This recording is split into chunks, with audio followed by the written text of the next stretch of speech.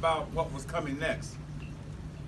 King said we have moved into an era where we are called upon to raise certain basic questions about the whole society.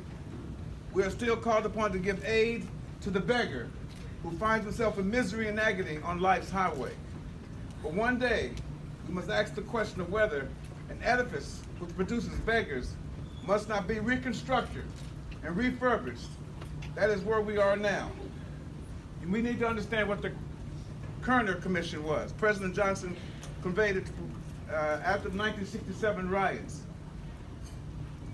Segregation, it came out saying that they proclaimed segregation and poverty converge on the young to destroy opportunity and ensure failure in the country's inner cities.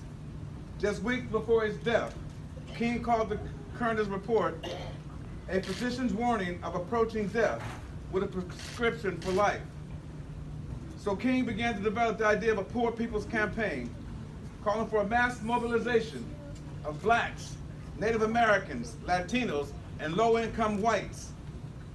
While committed to nonviolence, King envisioned an event that would dislocate the function of a city without destroying it. Nonviolent, but militant, and as dramatic, as dislocative, and as disruptive, as attention-getting as the riots without destroying property.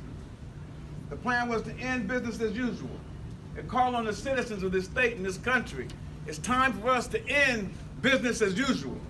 We must demand the Poor People's Campaign. We must get behind Reverend Barber and the Moral Mondays movement and raise the living wage. We must have housing, adequate financial housing for everybody in Santa Clara County. It's on the young people today to pick up the banner. Let us that are old as me, or older, we're gonna be there to support you and push you. We're gonna be there to help you through the legal twists and turns. We're there to hold every politician in this valley, in this city, that's not going to do something that's going to change the structure, change the disproportionality of African Americans and Latino kids in juvenile halls and foster care and unemployment lines if we don't get together as a people, as King prophesied. It's prophecy that he did. Don't let them leave you in a dream. King was greater than the dream. Don't get stuck in that dream. Understand, he said all of us must come together and face the rich parts of America that are oppressing us all. Next, we'll have his favorite hymn, If I Can Help Somebody on the Way. Each one of us helps somebody. And as I walk away, we're going to get a street named here after President Obama. We need young people to turn out and make that happen. We need you to put your money behind your cause. So go to the African American Community Service Agency and find out how you can support and how you can put your money behind it. We're going to change some things. They're going to want to build Googleville. They're going to put that street in if they have to pay for it. We're going to get something if they're going to take something. It says that they never give up. I forget how it's actually working right now. I get upset, but they're not going to give up anything without a struggle. Hear, hear. Power concedes nothing. And don't think if you don't struggle and get in these streets, they're not going to give it up. Will my songstress please come? Miss Shelley Changey. I too remember that night, and I'm just so honored to be here on behalf of the Live the Dream Network. We are going to continue the Doctor's Dream. Hear, hear.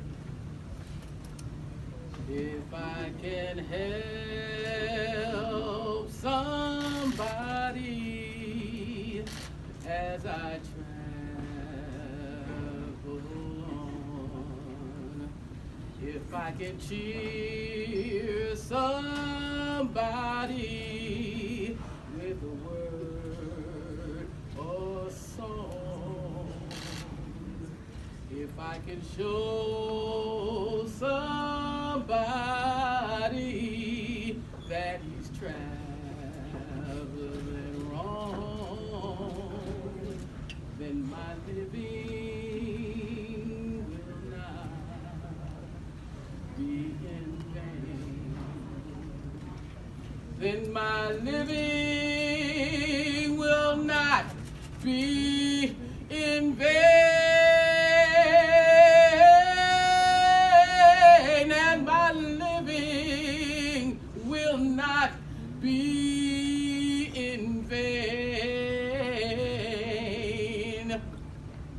I can help